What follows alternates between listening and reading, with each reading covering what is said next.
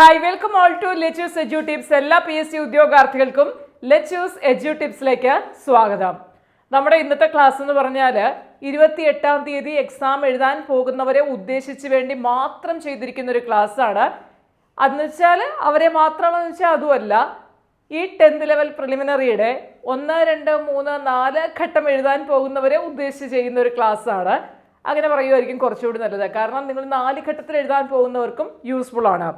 നമ്മൾ ഓൾറെഡി ഇപ്പോൾ syllabus almost complete ചെയ്തല്ലേ. ഇനി നമുക്ക് വേണ്ടത് എന്താണ്? ഒരു റിവിഷൻ പോലെ കുറച്ച് കാര്യങ്ങളാണ്. അപ്പം നിങ്ങളുടെ കൂടെ ഇരുന്ന് റിവിഷൻ ചെയ്യാനുള്ള ടൈം എനിക്കില്ല. പിന്നെ എന്നെക്കൊണ്ട് പറ്റുന്ന രീതിയിൽ ഒരു റിവിഷൻ എന്നുള്ള രീതിയിലാണ് നമ്മൾ ഇങ്ങനെ ഒരു ക്ലാസ് സെറ്റ് ചെയ്തിരിക്കുന്നത്. അപ്പം ഞാൻ ഇന്നിവിടെ എടുത്തിരിക്കുന്ന ടോപ്പിക്ക് കേരള ജോഗ്രഫിയാണ്. കേരള ജോഗ്രഫി ഈ ക്വസ്റ്റ്യൻസ് എല്ലാം പ്രീവിയസ് ഇയർ ക്വസ്റ്റ്യൻ ആണ് ഞാൻ എടുത്തിരിക്കുന്നത്. അത് പ്രീവിയസ് 10th ലെവൽ പ്രിലിമിനറിക്ക് ചോദിച്ച ക്വസ്റ്റ്യൻസ്. കുറേ പേരൊക്കെ ഞാൻ പറയുന്നത് കേട്ടനുസരിച്ച് ഈ ക്വസ്റ്റ്യൻസിലൂടെ കടന്നു പോയവരായിരിക്കാം. ചിലർ ഒന്നും ചെയ്യാത്തവരും കാണും. എന്താണേലും ഒരു 30ഓളം ക്വസ്റ്റ്യൻസ് ആണ് ഞാനിവിടെ എടുത്തുകൊണ്ട് വന്നിരിക്കുന്നത്. അതാണ് നമ്മളിവിടെ ഡിസ്കസ് ചെയ്യാൻ പോകുന്നത്. ഓക്കെ, അപ്പോൾ അവർ നല്ല മെത്തേഡായിരിക്കും. നിങ്ങൾക്ക് പഠിച്ചത് പെട്ടെന്ന് റിവൈസ് ചെയ്തെടുക്കാൻ പറ്റും. ക്വസ്റ്റ്യൻ വായിച്ച് ഞാൻ ആൻസർ പറയുമ്പോൾ പോലും ക്വസ്റ്റ്യൻ വായിക്കുമ്പോഴേ നിങ്ങൾക്ക് ആൻസർ കിട്ടിയേക്കാം. അത്രയും സിമ്പിളായിട്ടുള്ള ഏരിയയാണ്. പിന്നെ കേരള ജോഗ്രഫിയിൽ ഇനി എന്തൊക്കെ നോക്കണം എന്നുള്ളത് ഇതോടൊപ്പം ഞാൻ പറഞ്ഞു തരാം. അതുകൊണ്ട് ശ്രദ്ധിക്കുക. പിന്നെ പതിവ് പറയുന്ന പോലെ ഇംഗ്ലീഷിൻ്റെ ബുക്ക് ഞാൻ പറഞ്ഞു ഡിസംബർ 31 അന്ന് വരെ വാങ്ങുന്നവർക്കേ നമ്മൾ ഇംഗ്ലീഷിൻ്റെ ക്ലാസ്സുകൾ, അതായത് ഗ്രാമർ ക്ലാസ്സുകളും അതോടൊപ്പം ബുക്കിൻ്റെ എക്സ്പ്ലനേഷൻ ക്ലാസ്സും ജനുവരി 1 മുതൽ നൽകി തുടങ്ങും.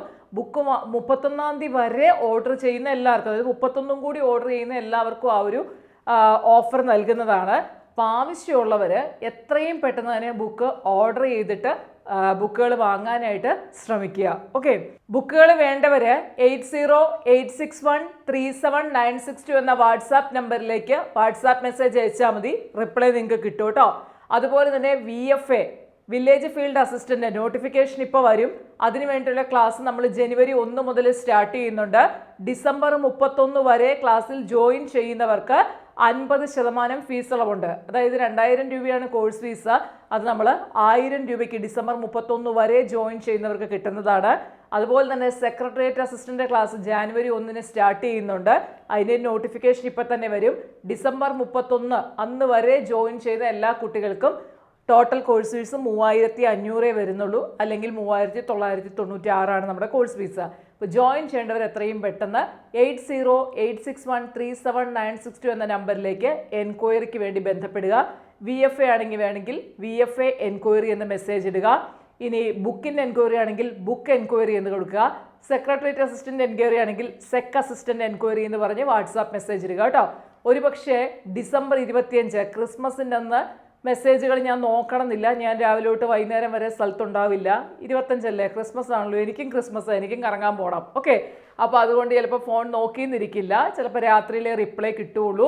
സോ അതുകൊണ്ട് നിങ്ങൾ മെസ്സേജ് ഇട്ടോ, കുഴപ്പമൊന്നുമില്ല. റിപ്ലൈ കിട്ടിയില്ലെന്ന് വെച്ചാൽ റിപ്ലൈ എന്ന് പറഞ്ഞാൽ വീണ്ടും ആ മെസ്സേജ് തിരിച്ചിട്ട് കഴിഞ്ഞാൽ ബുദ്ധിമുട്ടാവും. അതുകൊണ്ട് അങ്ങനെ ചെയ്യരുത് കേട്ടോ. അപ്പം ഞാൻ പറഞ്ഞില്ലേ നമുക്കൊരു റിവിഷൻ ടൈപ്പ് കേരള ജോഗ്രഫി പോകാമെന്നോ. ഞാൻ പ്രിലിമിനറി എക്സാമിൻ്റെ ക്വസ്റ്റ്യൻ പേപ്പർ തന്നെയാണ് സെറ്റ് ചെയ്തെടുത്തിരിക്കുന്നത്. അതായിരിക്കും യൂസ്ഫുൾ എന്ന് എനിക്ക് തോന്നി. അപ്പോൾ ഒന്നാമത്തെ ക്വസ്റ്റ്യൻ ഇങ്ങനെയാണ്: ഇന്ത്യയുടെ ഉപദ്വീപീയ പീഠഭൂമിയിലെ ഏറ്റവും ഉയരം കൂടിയ കൊടുമുടി ഏതാണ്? കേരള ജോഗ്രഫിയുമായിട്ട് ബന്ധപ്പെട്ടതാണ്. ഇന്ത്യൻ ജോഗ്രഫിയുമായിട്ട് ബന്ധപ്പെടുത്തി പഠിക്കാം. അപ്പോൾ ചോദ്യം ഇതാണ്: ഇന്ത്യയുടെ ഉപദ്വീപീയ പീഠഭൂമി. ഉപദ്വീപീയ പീഠഭൂമി എന്താണെന്നുള്ളത് നിങ്ങൾക്കറിയാം. നമ്മൾ ഇന്ത്യൻ ഹിസ്റ്ററിയിൽ പഠിച്ചതാണ്. പെനീസുലാർ പ്ലേറ്റ്യൂസ് അല്ലേ. ഇന്ത്യയെ നമ്മൾ ഫിസിയോഗ്രഫിക് ഡിവിഷൻ, അതായത് ഭൂപ്രകൃതി അനുസരിച്ച് ഇന്ത്യയെ പലതായി തരംതിരിക്കുന്നതിൽ ഒന്നാണ് എന്താ? ഉപദ്വീപീയ പീഠഭൂമി. ആ ക്ലാസ്സിൽ ഞാൻ വ്യക്തമായിട്ട് പറഞ്ഞിട്ടുള്ളതാണ്. ഉപദ്വീപീയ പീഠഭൂമിയിലെ ഏറ്റവും ഉയരം കൂടിയ കൊടുമുടി, അതായത് the highest point of peninsular plateau ആണ് ചോദിച്ചിരിക്കുന്നത്. ഏതാണത്? ആനമുടി. ഓക്കെ, ആനമുടി. അപ്പം നമുക്കത് കേരള ജോഗ്രഫിയായിട്ടും ഇന്ത്യൻ ജോഗ്രഫിയുമായിട്ടും ബന്ധപ്പെടുത്തി പഠിക്കാം. ഇത് നമ്മുടെ ക്ലാസ്സിൽ പറഞ്ഞു തന്നിട്ടുള്ളതാണ്. ക്ലാസ് കണ്ട് നല്ല വൃത്തിക്ക് പഠിച്ചവർക്ക് അറിയാൻ പറ്റും. അടുത്തത്, കേരളത്തിലെ ആദ്യത്തെ സർവകലാശാല ഏത്? 4 ഓപ്ഷൻ തരും. അപ്പം നമുക്കറിയാം കേരളത്തിലെ ആദ്യത്തെ സർവകലാശാല ഏതാണ്? ട്രാവൻകൂർ യൂണിവേഴ്സിറ്റിയാണ് അല്ലേ. യൂണിവേഴ്സിറ്റി ഓഫ് ട്രാവൻകൂർ ആണ് അല്ലേ. തിരുവിതാംകൂർ സർവകലാശാലയാണ് കേരളത്തിലെ ആദ്യത്തെ സർവകലാശാല. ഇതിൻ്റെ ക്ലാസ്സുകളും എടുത്തു വന്നിട്ടുള്ളതാണ്. ഞാൻ പഠിക്കാൻ പറഞ്ഞവർ പഠിച്ചവർക്കൊക്കെ ഇത് ടപ്പ് ചെയ്തു പോകാൻ പറ്റും. പിന്നെ അടുത്തത്, കേരളത്തിലെ ഏറ്റവും വലിയ ശുദ്ധജല തടാകം ഏത്? കേരളത്തിലെ ഏറ്റവും വലിയ ശുദ്ധജല തടാകം, തടാകങ്ങളുടെ ക്ലാസ്സിൽ വ്യക്തമായിട്ട് പറയുന്നുണ്ട്. കേരളത്തിലെ ഏറ്റവും വലിയ തടാകം, ചെറിയ തടാകം, തെക്കേ അറ്റത്തുള്ള തടാകം, വടക്കേ അറ്റത്തുള്ള തടാകം, ഏറ്റവും വലിയ ശുദ്ധജല തടാകം, ഇങ്ങനെയുള്ള ഒരുപാട് കാര്യങ്ങൾ ആ തടാകങ്ങളുടെ ക്ലാസ്സിൽ പറഞ്ഞിട്ടുണ്ട്. ഏതാത്? ശാസ്താംകോട്ട തടാകം അല്ലേ, തടാകം. ഓക്കെ, നെക്സ്റ്റ്, ആലപ്പുഴ, കോട്ടയം, എറണാകുളം ജില്ലകളിലായി വ്യാപിച്ചു കിടക്കുന്ന കായൽ ഏത്? അതും ഈ തടാകം അല്ലെങ്കിൽ കായലിൻ്റെ സെയിം ക്ലാസ്സിൽ പറഞ്ഞതാണ്. ആലപ്പുഴ, കോട്ടയം, എറണാകുളം ജില്ലകളിലായിട്ട് വ്യാപിച്ചു കിടക്കുന്ന കായലാണ് ഏത്? വേമ്പനാട് കായൽ. കേരളത്തിൻ്റെ ഏറ്റവും വലിയ കായലാണ് ഇത്, വേമ്പനാട് കായൽ. അതുപോലെ കേരളത്തിൽ റെയിൽവേ ഇല്ലാത്ത ഒരു ജില്ല, 4 ഓപ്ഷൻ തന്നിട്ട് ഒരു ജില്ലയ്ക്കകത്ത് മാത്രമേ ഇല്ലായിരുന്നു, അത് ഏതാണെന്നാണ്. അപ്പം നമ്മൾ പഠിക്കുമ്പോൾ നമുക്ക് പറയാം, വയനാട് ജില്ലയ്ക്കും ഇടുക്കി ജില്ലയ്ക്കും നിലവിൽ എന്തില്ല? റെയിൽവേ സംവിധാനം ഇല്ല എന്ന് നമുക്കറിയാം അല്ലേ. അപ്പോൾ വയനാട്, ഇടുക്കി ജില്ലയ്ക്കാണ് റെയിൽവേ സംവിധാനം ഇല്ലാത്ത കേരളത്തിലെ ജില്ലകൾ. ഇനി കേരളത്തിലൂടെ പോകുന്ന ദേശീയ ജലപാത ഏത്? ഇതൊക്കെ പല എക്സാമിനേഷൻ ചോദിച്ചിട്ടുള്ളതാണ്. അത് നമുക്ക് ഇന്ത്യൻ ജിയോഗ്രഫിയുടെ പാർട്ടായിട്ടും കേരള ജിയോഗ്രഫിയായിട്ടും പഠിക്കാവുന്നതാണ്. കേരളത്തിലൂടെ പോകുന്ന ദേശീയ ജലപാത ഏതാണ്? NW3 അല്ലെങ്കിൽ നാഷണൽ വാട്ടർവേസ് 3 അല്ലേ. ദേശീയ ജലപാത 3 കേരളത്തിലൂടെ പോകുന്നത്. അടുത്തത്, കേരളത്തിൻ്റെ ദേശീയോത്സവം ഏത്? ശരിക്കും ദേശീയോത്സവം നല്ല അവിടെ ക്വസ്റ്റ്യൻ വരുന്നുണ്ട് അല്ലേ. കേരളത്തിന് നമുക്കറിയാം, നമ്മുടെ ഒരു ഔദ്യോഗിക അല്ലെങ്കിൽ ഒഫീഷ്യൽ ഫെസ്റ്റിവൽ, അല്ലെങ്കിൽ കേരളത്തിൻ്റെ ദേശീയം എന്ന് പറഞ്ഞാൽ ദേശത്തെ സംബന്ധിക്കുന്ന അർത്ഥത്തിലൂടെ ഉപയോഗിച്ചാലും തെറ്റൊന്നും പറയാനില്ല. എനിവേ, കേരളത്തിലെ ദേശീയോത്സവം നമ്മൾ സാധാരണ പറയുന്ന ഏതാണ്? ഓണമാണ് അല്ലേ. അതുപോലെ തന്നെ പറയാറുണ്ട് നമുക്ക് വിളവെടുപ്പ് ഉത്സവമുണ്ട്, വിളവിറക്ക് ഉത്സവമുണ്ട്. അതൊക്കെ നിങ്ങൾക്ക് അറിയാമായിരിക്കും. ഇതെല്ലാം ഞാൻ കേരള ജിയോഗ്രഫിയുടെ ക്ലാസ്സിൽ പറഞ്ഞു വേണ്ടിയിട്ടുള്ളതാണ്. കാണാത്തവരുണ്ടെങ്കിൽ ക്ലാസ്സുകൾ കണ്ട് ഇനിയെങ്കിലും പഠിക്കുക. നെക്സ്റ്റ്, വടക്ക് കിഴക്കൻ മഴക്കാലം കേരളത്തിൽ ഏത് പേരിലാണ് അറിയപ്പെടുന്നത്? വടക്ക് കിഴക്കൻ മൺസൂൺ മഴക്കാലം കേരളത്തിൽ ഏത് പേരിൽ അറിയപ്പെടുന്നു? നമുക്കറിയാം, നമുക്ക് തെക്ക് പടിഞ്ഞാറൻ മൺസൂൺ ഉണ്ട്. അതാണ് സ്കൂളൊക്കെ ഓപ്പൺ ചെയ്യുന്ന സമയത്ത് ജൂൺ മാസത്തിൽ ഉണ്ടാകുന്ന നമ്മുടെ മഴ. നമ്മളതിനെ എന്ത് വിളിക്കും? കാലവർഷം എന്ന് പറയും. അതുപോലെ ഇടവപ്പാതി എന്നൊക്കെ അതിനെ നമ്മളെ വിളിക്കും അല്ലേ. എന്നാൽ നമ്മുടെ വടക്ക് കിഴക്കൻ മൺസൂൺ കാലത്ത് നമ്മൾ എന്താ വിളിക്കുക? തുലാവർഷം. അതായത് ഇടിമിന്നലോടുകൂടി ശക്തമായിട്ട് മഴ ഉണ്ടാകുന്നതായിരുന്നു. പക്ഷേ ഇപ്പം നമ്മൾ അത്രയൊന്നും കാണാറില്ല, അല്ലെങ്കിൽ സീസൺ തെറ്റിയാണ് വരുന്നത്. എന്നാലും പഠിച്ചു വെച്ചിരിക്കുന്ന ഓർമ്മയിൽ ഓർക്കുക, തുലാവർഷമാണ് വടക്ക് കിഴക്കൻ മൺസൂൺ മഴക്കാലം കേരളത്തിൽ അറിയപ്പെടുന്നതാണ്. ഇനി കേരളത്തിലെ ഏറ്റവും ചെറിയ ജില്ല ഏത്? നമുക്കറിയാതാണ്, ആലപ്പുഴയാണ്. അപ്പോൾ നിങ്ങൾ പഠിച്ചു വെച്ചേക്കണം, കേരളത്തിലെ ഏറ്റവും വലിയ ജില്ല ഏതെന്ന് പഠിക്കണം. ഏതാണ്? നിലവിൽ ഇടുക്കിയാണ് അല്ലേ. അടുത്ത ക്വസ്റ്റ്യൻ, കേരളത്തിൻ്റെ ദേശീയ പക്ഷി ഏത്? നമുക്കറിയാം, കേരളത്തിൻ്റെ പക്ഷി ഏതാണ്? നമ്മുടെ ഔദ്യോഗിക പക്ഷി ഏതാ? മലമുഴക്കി വേഴാമ്പലാണ് അല്ലേ. വേഴാമ്പലാണ് നമ്മുടെ പക്ഷി. ഇതൊക്കെ പ്രീവിയസ് ആട്ടോ. ബാണാസുര അണക്കെട്ട് ഏത് ജില്ലയിലാണ്? വയനാട് ജില്ലയിലാണ് ബാണാസുര അണക്കെട്ട്. അതുപോലെ തന്നെ ഇടുക്കി അണക്കെട്ട്, മാട്ടുപ്പെട്ടി അണക്കെട്ട്, ചെറുതോണി അണക്കെട്ട്, ഇങ്ങനെ കേരളത്തിലെ പ്രധാനപ്പെട്ട എല്ലാ അണക്കെട്ടിനെ കുറിച്ചുള്ള ക്ലാസ് ഞാൻ എടുത്തു വന്നിട്ടുണ്ട്. പഠിച്ചിട്ടുള്ളവർക്കറിയാം, അല്ലാത്തവർ ഇനിയെങ്കിലും പഠിക്കുക. നെക്സ്റ്റ്, ഇപ്പോഴത്തെ ആരോഗ്യ വകുപ്പ് മന്ത്രി ആര്? ഇപ്പോഴത്തെ ആരോഗ്യ വകുപ്പ് മന്ത്രി നമുക്ക് കേരള ജിയോഗ്രഫിയായിട്ട് ബന്ധപ്പെടുത്തി പഠിക്കാം, അല്ലെങ്കിൽ നമുക്ക് കേരളത്തിൻ്റെ കറണ്ട് അഫെയറുമായിട്ട് ബന്ധപ്പെടുത്തി പഠിക്കാം, അല്ലെങ്കിൽ ആരോഗ്യ മേഖലയുമായിട്ട് ബന്ധപ്പെടുത്തി പഠിക്കാം. അപ്പം ഇപ്പം നിലവിൽ ആരാ ഉള്ളത്? ശ്രീമതി വീണ ജോർജ് അല്ലേ. അടുത്തത്, കേരളത്തിലെ ഏറ്റവും നീളം കൂടിയ നദി. കേരളത്തിലെ ഏറ്റവും നീളം കൂടിയ നദി എന്നറിയപ്പെടുന്നത് പെരിയാറാണ്. അപ്പോൾ അവിടെ എന്തൊക്കെ പഠിക്കണം? പെരിയാറിനെ പഠിച്ചു വെക്കുമ്പോൾ പെരിയാറിൻ്റെ നീളം എത്ര കിലോമീറ്റർ ആണെന്ന് പഠിച്ചേക്കണം. പെരിയാറിൻ്റെ ഉദ്ഭവസ്ഥാനം, പതനസ്ഥാനം, പെരിയാറിന് പല പേരുകളിൽ അറിയപ്പെടും. ആ പേരുകളൊക്കെ പറഞ്ഞു വന്നിട്ടുണ്ട്, അതൊക്കെ പഠിച്ചേക്കണം. അടുത്തത്, കേരളത്തിലെ ആദ്യത്തെ ആദിവാസി പഞ്ചായത്ത് ഏത്? കേരളത്തിലെ ആദ്യത്തെ ആദിവാസി പഞ്ചായത്ത് ഇടുക്കിയിലുള്ള ഇടമലക്കുടിയാണെന്ന് നമുക്ക് അറിയാവുന്നതാണ്. അപ്പോൾ അതും അറിഞ്ഞു വെക്കുക.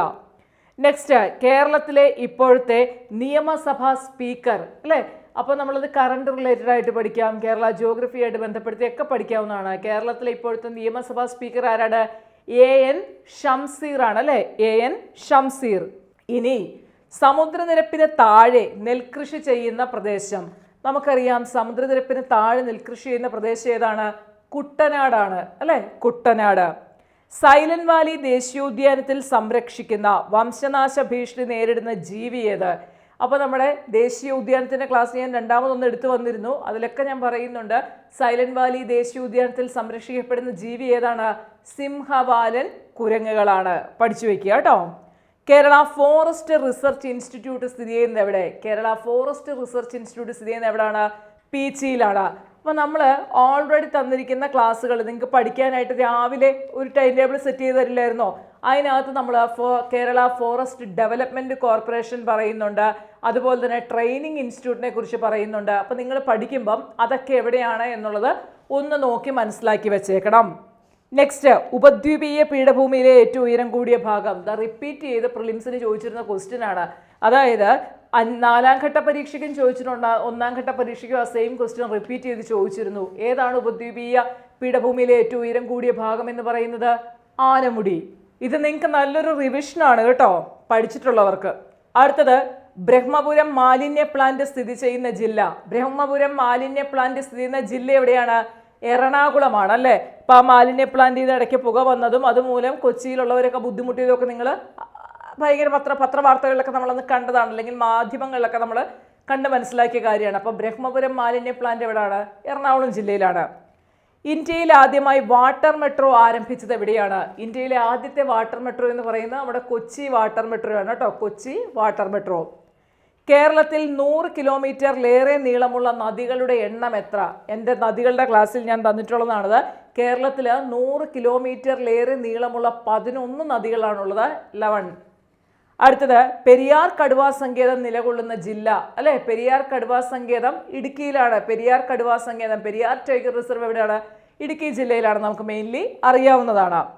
കേരളത്തിൽ എത്ര മുനിസിപ്പൽ കോർപ്പറേഷനുകളുണ്ട്? എത്ര മുനിസിപ്പൽ കോർപ്പറേഷൻ ഉണ്ട്? 6 മുനിസിപ്പൽ കോർപ്പറേഷൻ. അത് ഓർത്തു വയ്ക്കാനായിട്ട് ഞാൻ എളുപ്പവഴി പറഞ്ഞു തരട്ടെ. കേരളത്തെ നമുക്ക് നോർത്ത്, സെൻട്രൽ, സൗത്ത് എന്നിങ്ങനെ ഡിവൈഡ് ചെയ്യാം. നോർത്ത്, സെൻട്രൽ, സൗത്ത് എന്ന് കേരളത്തെ 3ആയിട്ട് ഡിവൈഡ് ചെയ്യുക. നോർത്തിൽ 2, സെൻട്രലിൽ 2, സൗത്തിൽ 2 എന്ന് പഠിച്ചു വയ്ക്കുക. നോർത്തിൽ 2 എന്ന് പറയുമ്പോൾ നിങ്ങൾക്കറിയാം കോഴിക്കോടും കണ്ണൂരും വന്നു. സെൻട്രലിൽ 2 എന്ന് പറയുമ്പം ആര് വന്നു? തൃശ്ശൂരും കൊച്ചിയും വന്നു. പിന്നെ സൗത്തിൽ 2 എന്ന് പറയുമ്പോൾ ഏതായി? കൊല്ലവും തിരുവനന്തപുരമായി. അപ്പോൾ അങ്ങനെ പഠിച്ചു വയ്ക്കുക. നോർത്തിൽ 2, സെൻട്രലിൽ 2, സൗത്തിൽ 2 എന്ന് പറഞ്ഞാൽ 6ആയി. അങ്ങനെ 6 മുനിസിപ്പൽ കോർപ്പറേഷൻ ഉണ്ടെന്ന് ഓർത്തു വയ്ക്കാം. ഇനി കേരളത്തിലെ ഏറ്റവും ചെറിയ ദേശീയോദ്യാനം ഏത്? കേരളത്തിലെ ഏറ്റവും ചെറിയ ദേശീയോദ്യാനം ഏതാണ്? പാമ്പാടും ചോലയാണ് അല്ലേ. അപ്പോൾ ഏറ്റവും വലുത് ഇങ്ങനെ പഠിച്ചു വെക്കണം. ഏറ്റവും വലിയ ദേശീയോദ്യാനം ഏത്? ഏറ്റവും ചെറിയ ദേശീയോദ്യാനം ഏത്? ഏറ്റവും വലിയ വന്യജീവി സങ്കേതം ഏത്? ഏറ്റവും ചെറിയ വന്യജീവി സങ്കേതം ഏത്? ഏറ്റവും വലിയ പക്ഷി സങ്കേതം ഏത്? ഏറ്റവും ചെറിയ പക്ഷി സങ്കേതം ഏത് എന്നുള്ള രീതിയിലൊക്കെ നിങ്ങൾ പഠിച്ചെടുക്കുക. പറയാത്തത് വേറൊന്നും കൊണ്ടല്ല, ഓൾറെഡി ക്ലാസ്സിൽ പറഞ്ഞു പോയ കാര്യങ്ങളാണ് കേട്ടോ. അടുത്തത്, കൊച്ചി മെട്രോ ഉദ്ഘാടനം ചെയ്ത വർഷം. നമുക്കറിയാം 2017 ഇത് കൊച്ചി മെട്രോ ഉദ്ഘാടനം ചെയ്തത്. കേരളത്തിലെ ആദ്യത്തെ ഉപമുഖ്യമന്ത്രി ആര്? കേരളത്തിലെ ആദ്യത്തെ ഉപമുഖ്യമന്ത്രി ആരായിരുന്നു? ആർ ശങ്കർ ആയിരുന്നു. ഇതൊക്കെ ഞാൻ എൻ്റെ ക്ലാസ്സുകളിൽ തന്നതാണ്. കേരളത്തിലെ ഇപ്പോഴത്തെ വൈദ്യുതി മന്ത്രി ആര്? കേരളത്തിലെ ഇപ്പോഴത്തെ വൈദ്യുതി മന്ത്രിയാണ് ആര്? കെ കൃഷ്ണൻകുട്ടി. അപ്പോൾ നിങ്ങൾ ഇനി പഠിക്കേണ്ടത് കറണ്ട് അഫയേഴ്സിൻ്റെ ഭാഗമായിട്ട് കേരളത്തിലെ നിയമസഭാ സ്പീക്കർ ആര്, കേരളത്തിലെ മന്ത്രിമാരും അവർ കൈകാര്യം ചെയ്യുന്ന വകുപ്പുകളും പഠിച്ചു വെക്കണം. കാരണം അവർ ക്വസ്റ്റ്യനായിട്ട് സ്ഥിര എക്സാമിനേഷന്, പ്രിലിമിനറി പോലുള്ള എക്സാമിനേഷൻ നമ്മൾ കാണുന്നതാണ്. അത് നമുക്ക് ഈ ഒരു പാർട്ടിൽ ഉൾപ്പെടുത്തി പഠിക്കേണ്ടതാണ്. അപ്പോൾ കേരളത്തിലെ ഇപ്പോഴത്തെ മന്ത്രിമാരും അവരുടെ വകുപ്പുകളും ഉടനെ തന്നെ ക്ലാസ് ഇടുന്നതായിരിക്കും കേട്ടോ. അപ്പോൾ അത് കണ്ട് നിങ്ങൾ പഠിച്ചോണം. അപ്പോൾ നമുക്കിനി അടുത്ത സെഷൻ, അടുത്ത ക്ലാസ്സിൽ കാണാം. ഡിസംബർ 25 ക്രിസ്മസ് ആയതുകൊണ്ട് രാവിലെയും വൈകുന്നേരം ഒന്നും ക്ലാസ് ഉണ്ടാവില്ല. അപ്പോൾ എല്ലാവർക്കും ഹാപ്പി ക്രിസ്മസ്.